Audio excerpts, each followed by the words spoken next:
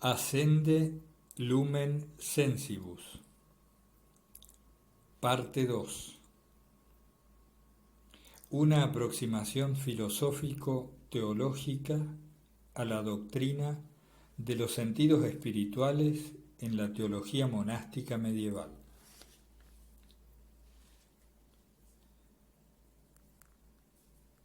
Sentidos espirituales en la mística de los monjes medievales.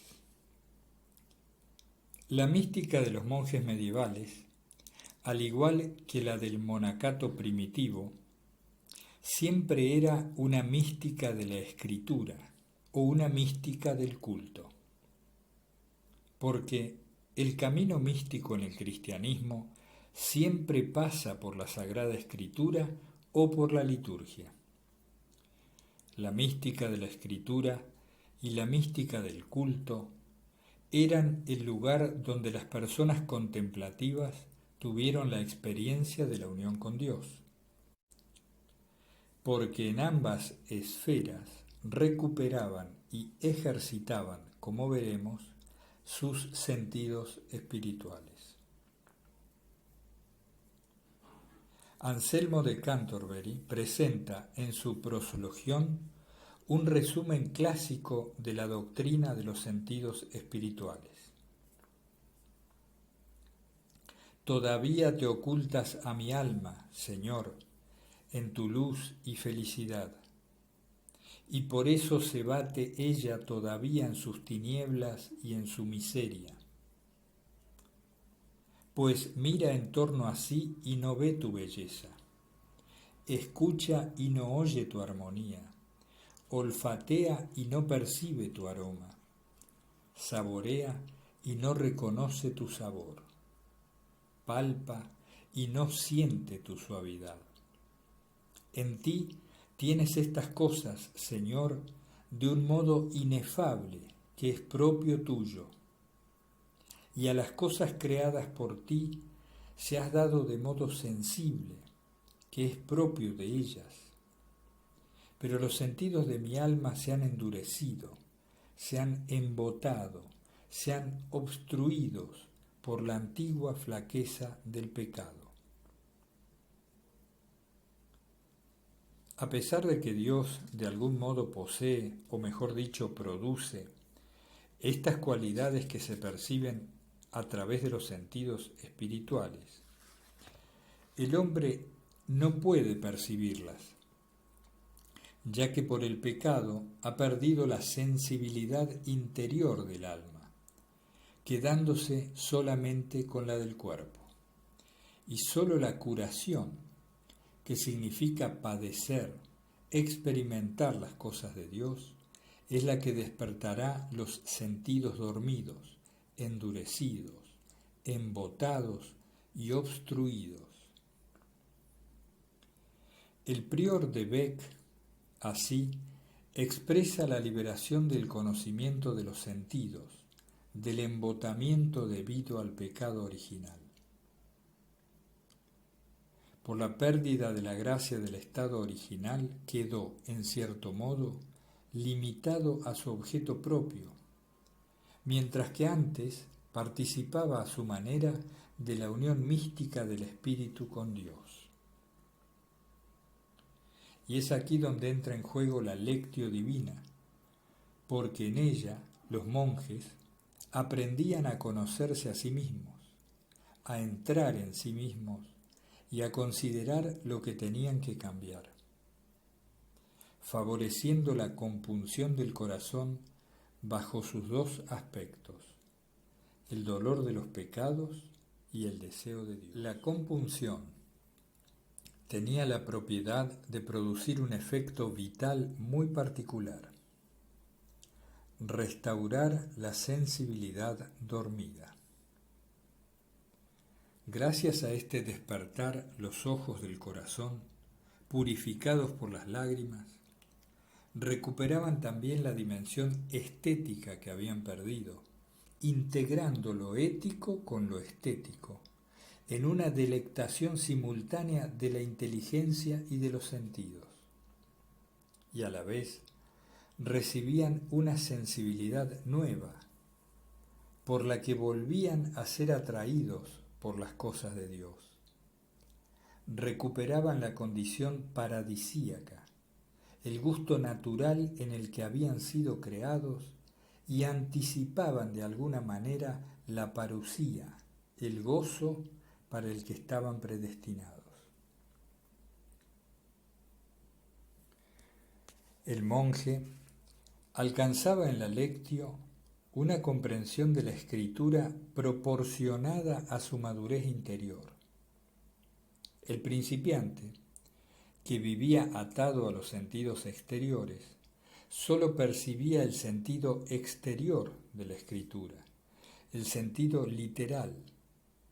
Se quedaba solo en la carne de la palabra, porque vivía en la carne de sí mismo. A medida que, por la lectura y la meditación, penetraba en el sentido espiritual, sentido alegórico, y practicaba lo que le revelaba, el sentido tropológico o moral, su corazón se iba purificando y transfigurando, librándose de los condicionamientos y apegos sensitivos que lo enturbiaban, y adquiriendo así una pureza intelectiva que le hacía capaz de penetrar más y mejor por su meditación en los misterios. Esta pureza de corazón perdida, como don en la oración, y buscada en la lucha ascética y las observancias monásticas, era a la vez condición para y resultado de su encuentro cotidiano y contemplativo con la palabra. El velo de la impureza se rasgaba, la opacidad de la letra se disolvía, y a través de las palabras materiales empezaban a destellar los resplandores del Verbo eterno, hasta, si Dios lo concede, tocar, oler, oír, gustar y ver la bondad y la belleza del Señor, que se presentía de algún modo en la contemplación del sentido anagógico. Como lo recuerda Othello de Saint-Emerand.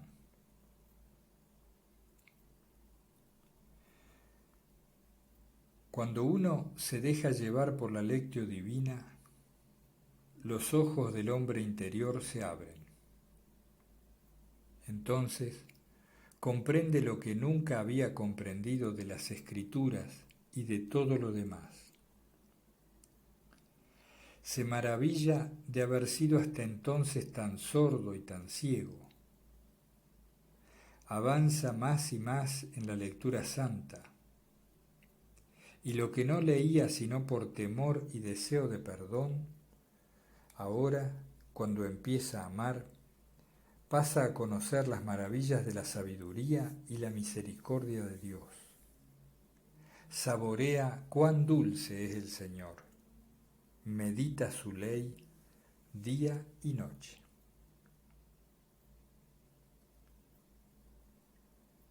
El cartujo Guigo II, por su parte, ha expresado sapiencialmente este vínculo existente entre lectio divina, compunción, pureza de corazón y sentidos espirituales. En la lectura escucho: bienaventurados los limpios de corazón, porque ellos verán a Dios.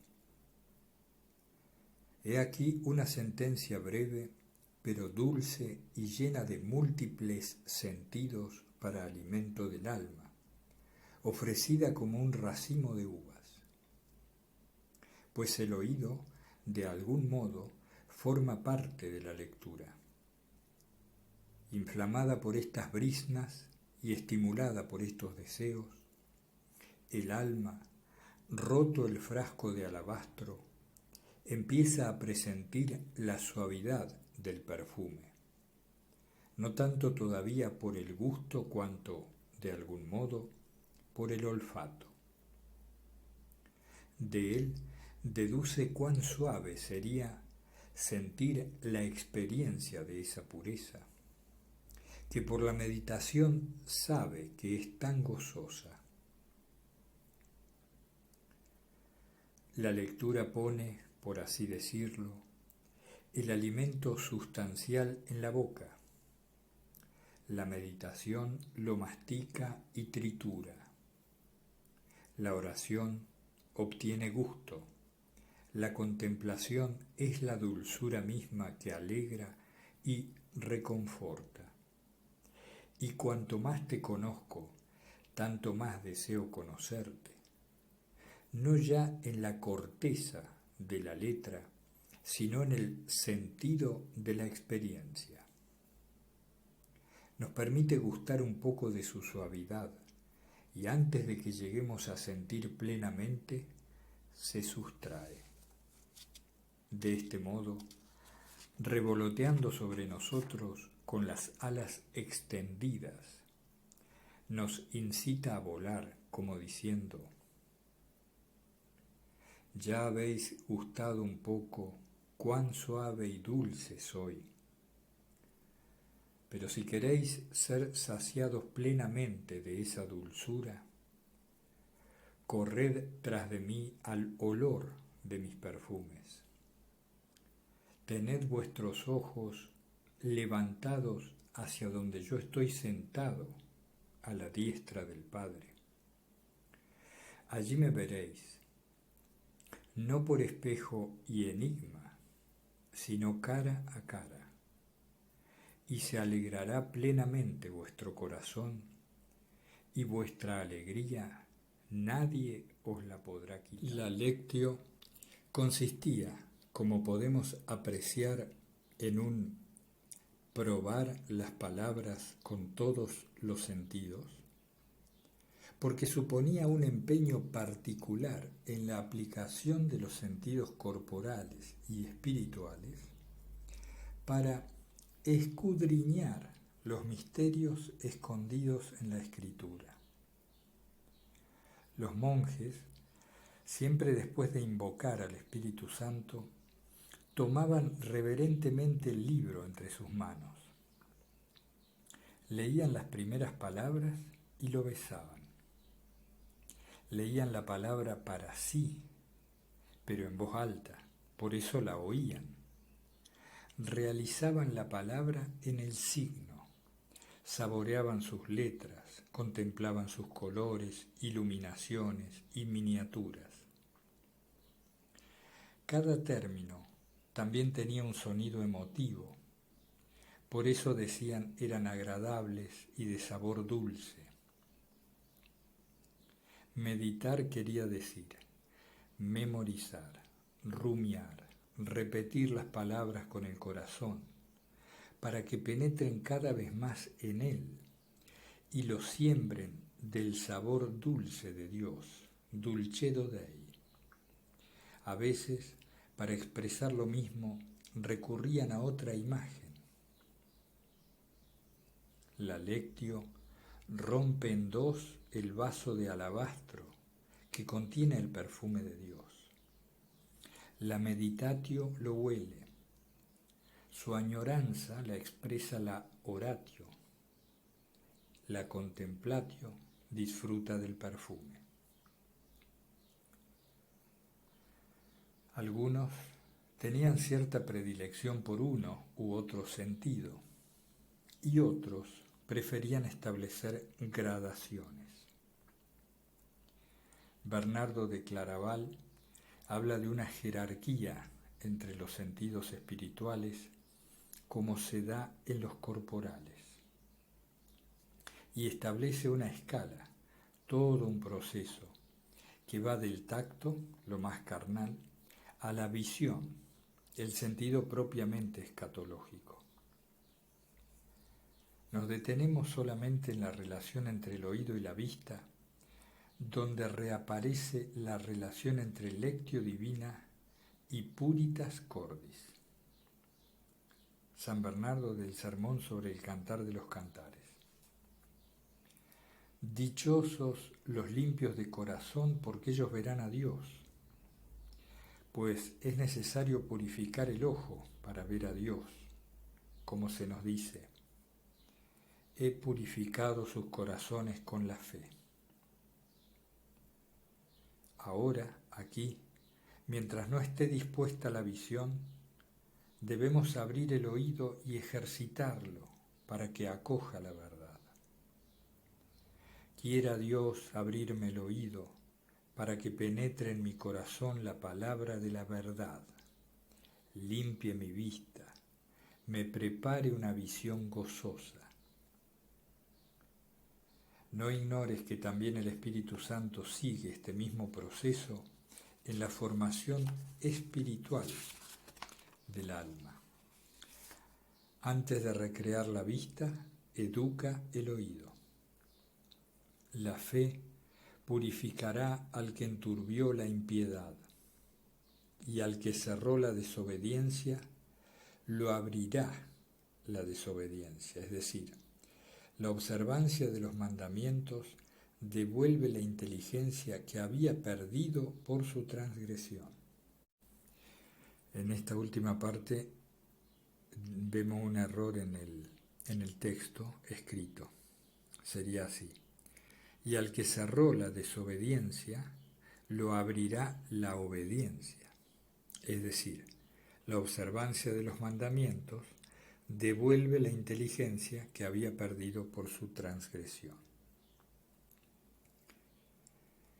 Guillermo de Saint-Thierry propone una jerarquización similar, pero agregando de su propio pozo el vínculo entre sentidos espirituales y caridad. 5 son los sentidos corporales o animales por los cuales el alma asegura la sensibilidad al cuerpo que anima. Comenzando de abajo hacia arriba son el tacto, el gusto, el olfato, el oído y la vista.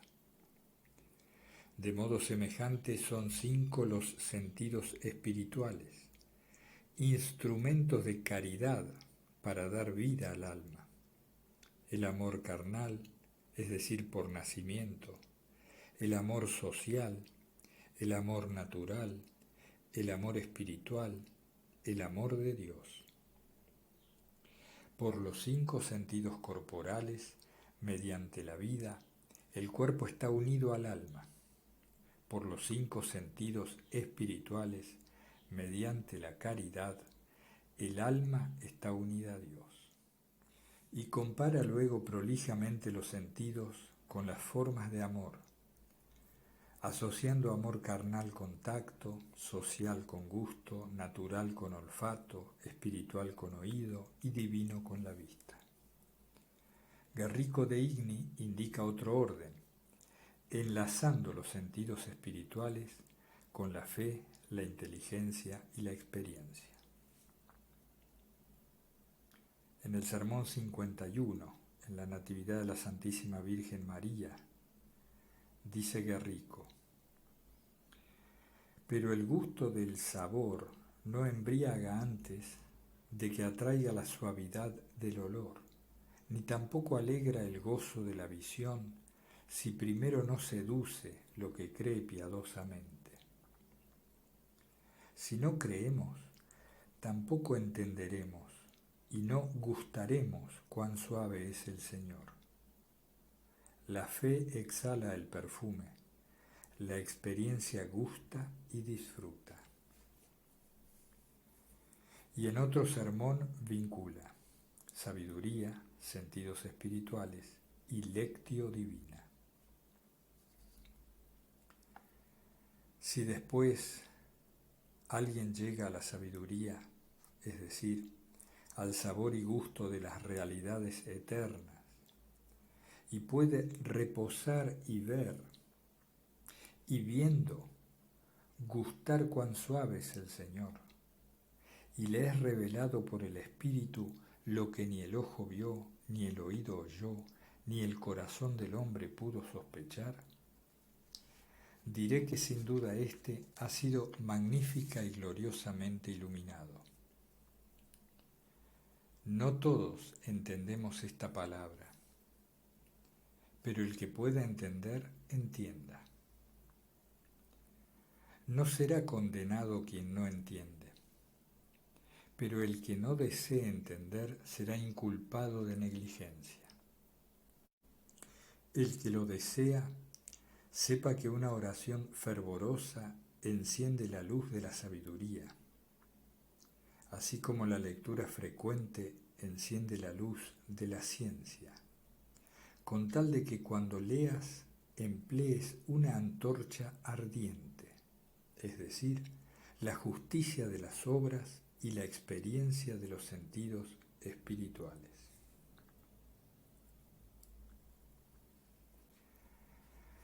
Todas estas diversas experiencias sensitivo, afectivo, cognoscitivas se presentaban durante la lectio divina, lugar originario donde la experiencia de Dios se hacía consciente y se desarrollaba, y que por eso era el elemento fundamental y fundante de la teología monástica. Bernardo de Claraval se manifiesta beneficiario muchas veces de las visitas del Verbo en la lectio divina. La escucha de la palabra de Dios a través de la lectura orante de las Escrituras lleva al creyente a ver el rostro de Cristo, a tocar su presencia que se le impone, a gustar el consuelo del Espíritu, a llorar lleno de compunción. Es la experiencia espiritual concretísima. La sensibilidad espiritual del monje se iba afinando progresivamente a medida que el corazón se purificaba y dilataba gracias a la lectio. La palabra de Dios, al tocar al alma, la despierta a las experiencias de las realidades divinas, en que ella se complace. Sin lectio divina no hay puritas cordis, y sin puritas cordis no hay sensus cordis. Beati mundo corde, quoniam ipsi Deum videbunt. Mateo 5:8. La lectio divina era la medicina que curaba, el alimento que fortalecía, el vino que alegraba, el óleo que ungía y el fuego que encendía los sentidos espirituales. Y estos, una vez transfigurados, se ponían a su servicio, colaborando con la memoria, la imaginación y la inteligencia, para ayudarla a profundizar en la comprensión de los sentidos espirituales del texto sagrado. Por caso, Amadeo de Lausana, en una de sus homilías, liturgia y lectio a la vez, marianas, al tratar en clave eclesial la unidad de los dos testamentos, reúne admirablemente las etapas de la vida espiritual, principiantes, proficientes y perfectos, los sentidos espirituales del lector, gusto, olfato y vista, y los sentidos del texto, literal, moral y místico. Tus pechos son mejores que el vino, perfumados con los mejores ungüentos. La Iglesia, esposa de Cristo, tiene sus pechos en los dos testamentos, por medio de los cuales les da a los pequeños la leche de la consolación y a los perfectos la leche de la exhortación. Estos pechos están perfumados como los mejores ungüentos, porque los testamentos de la Iglesia se manifiestan en palabras perfectas y según la capacidad de las inteligencias, alimentan a unos con el envoltorio exterior del sentido literal e instruyen a otros con la suavidad del sentido moral, levantando a otros hacia las cumbres por medio de la comprensión del sentido místico.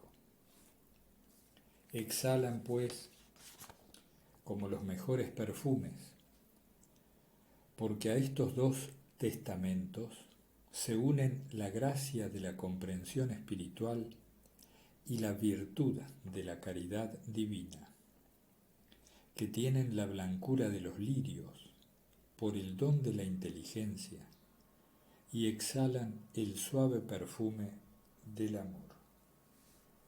San Amadeo de Lausana, en la homilía sexta, la alegría de María en la resurrección. Podemos entonces decir que los monjes medievales verificaban en ellos la palabra de manera sensible, espiritual y neumática, lo que les permitía recorrer libremente los sentidos, literal, alegórico, tropológico y anagógico. Se percibe la circularidad virtuosa entre los sentidos espirituales del monje, lector, leído, y los sentidos espirituales del texto sagrado, leído, lector.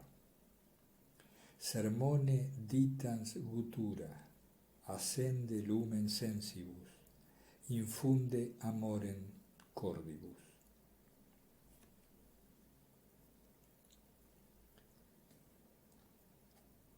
El teólogo de la liturgia Odo Cassel distinguía dos formas diferentes de mística, la griega y la germánica.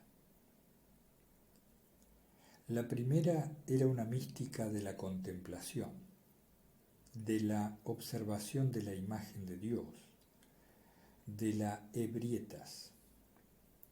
En el acto de observar, el observador se unía con aquel que observaba. Por los misterios nos hacemos uno con Dios, somos divinizados. El fin de la mística helénica es la participación en la vida divina y la unidad con Dios. El camino que conduce allí es la contemplación y la inserción en el misterio inefable de Dios, por la participación en la acción y en el canto litúrgico. Lo propio de la vista es la luz. Percibe lo que se realiza en el espacio, lo físico, los signos, lo comunitario y lo horizontal. En las imágenes se contemplaba y se recibía una participación del misterio invisible. Si hablamos de la experiencia de Dios en la observación, estamos frente a la paradoja de que Dios es por un lado ilimitado, infinito, y por el otro se muestra en infinidad de imágenes de este mundo y se presenta en imágenes que podemos ver. La vista es el sentido más objetivo, lo que significa dos cosas. Por un lado, claridad interior e inteligibilidad, y por otro, distancia y separación. El ojo precisa de la distancia para ver, incluso en los supremos éxtasis unificadores de la contemplación. Pero entre los ojos que ven y los objetos espirituales vistos, se establece por encima de la separación una relación de visión interna de la interioridad ajena, de ver dentro, hasta llegar a reconocer en el objeto la misma espiritualidad y la misma visión. Es mirar en otro ojo que también mira. Dos claridades, dos distancias se compenetran aquí, coinciden sin mezclarse.